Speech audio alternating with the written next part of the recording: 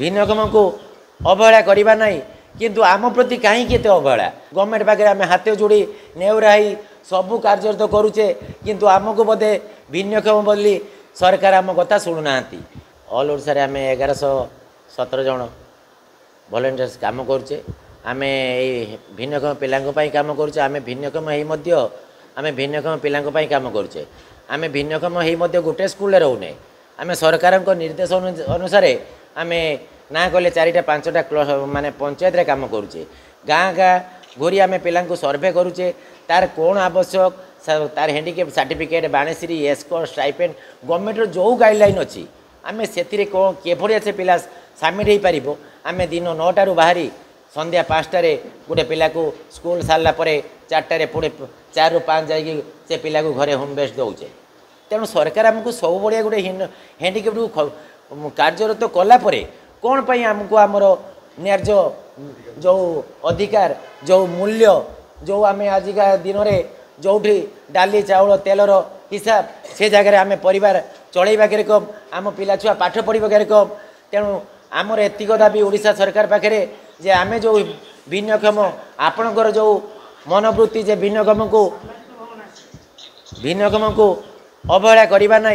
किंतु आम प्रति कहीं अवहेला आम आज 15 वर्ष हो गला गवर्नमेंट पाखे आम हाथ जोड़ी नेउराई सबू कार्यरत करुचे किंतु आमको बोधे भिन्नक्षम बोली सरकार आम कथा शुणुना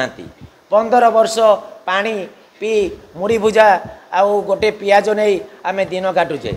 आम संसार चली पारे तेणु आपण माध्यम आम सरकार पाखे एतिक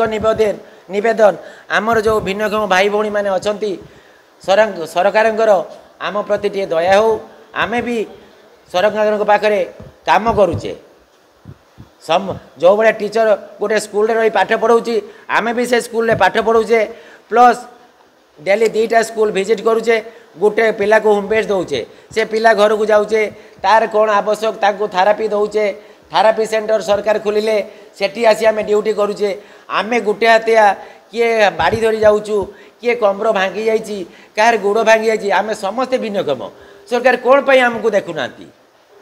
ताले आमे कौन करवा आमे लास्ट संसार चली पारे आमे कौन सरकार को एक कथा आज 15 वर्ष जनइला परे जदि सरकार न शुणे ताले आमर उपाय कौन से सरकार आमको कहतु आम कथा जदि न शुणे सार आम 4 तारिख रैली करवा विधानसभा आसवा आम भिन्नक्षम भाई भौणी मैंने जो सार मैंने अच्छा ऑल ओडिशा रे प्रत्येक सार मैंने जो 4टा 5टा पंचायत रे काम कर सबू सार मैंने आसबे ये राजरास्तार ओह्लैबे सरकार को जनाऊे आज आपण माध्यम सरकार जदि आम कथा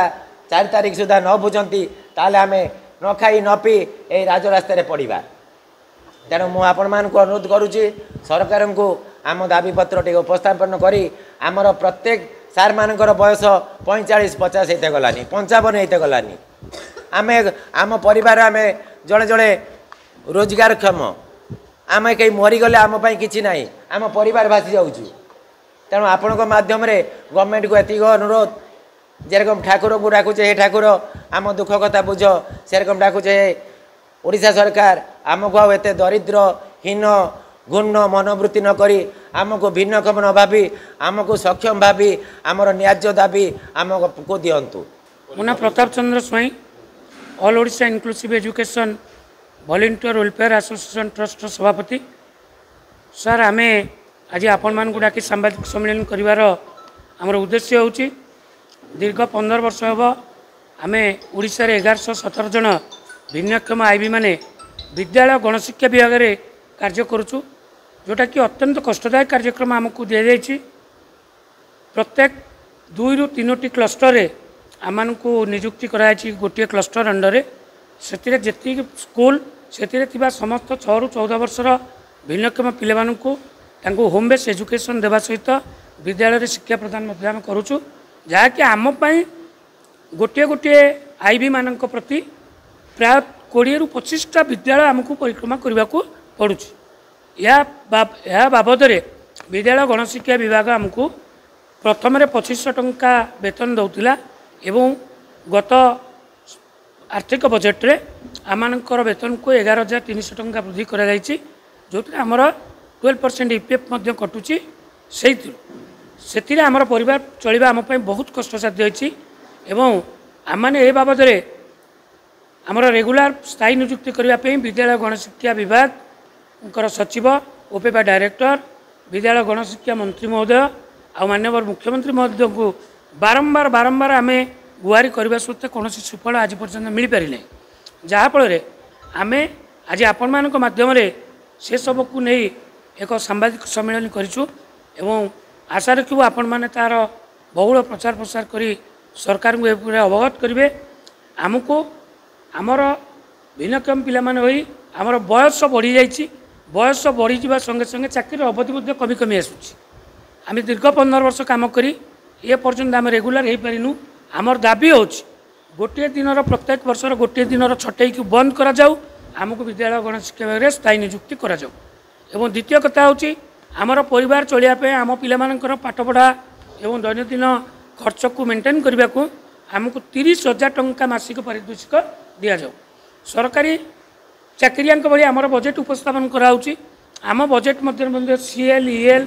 ଏବଂ ଆଡ଼ିସନାଲ୍ ସିଏଲ୍ ମ୍ୟାଟର୍ନିଟି ଲିଭ୍ ରହିଥିବା ସ୍ଥଳେ ଆମକୁ ତାହା ପ୍ରଦାନ କରାଯାଉନି। ଯାହାଫଳରେ ଏହି ବଜେଟ୍ ମଧ୍ୟରୁ ଆମେ ଛୁଟିରେ ରହିଲେ ତାହା କଟିଯାଇ ପୁନର୍ବାର ଗଭର୍ଣ୍ଣମେଣ୍ଟକୁ ସରକାରଙ୍କୁ ଫେରିଯାଉଛି। ତେଣୁ ଆମର ଦାବି ହେଉଛି ଆମକୁ ଏସବୁକୁ ପୂର୍ଣ୍ଣାଙ୍ଗ କରାଯାଉ ଏବଂ ଆମମାନଙ୍କର ଯେଉଁ କ୍ୱାଲିଫିକେସନ୍ ଅନୁଯାୟୀ ବୟସ ବଢ଼ିବା ସଙ୍ଗେ ସଙ୍ଗେ ଚାକିରି ଅବଧି ଯେହେତୁ ଶେଷ ହେଉଛି, ଆମ ଭିତରେ ଅନେକ ଟ୍ରେଣ୍ଡ ପିଲା ଅଛନ୍ତି, ତାଙ୍କୁ ଟ୍ରେଣ୍ଡ ଅନୁଯାୟୀ ସ୍ଥାୟୀ କରାଯାଉ ଏବଂ ଯେଉଁମାନଙ୍କର ଶିକ୍ଷାଗତ ଯୋଗ୍ୟତା ଭାବରେ ଅଛି ସରକାର ତାଙ୍କର ନିଷ୍ପତ୍ତି ନେଇ ଆମକୁ ସ୍ଥାୟୀ ଚାକିରିରେ ରୂପାନ୍ତରିତ କରିବାକୁ ଆମେ ନିବେଦନ କରୁଛୁ ଆପଣମାନଙ୍କ ମାଧ୍ୟମରେ।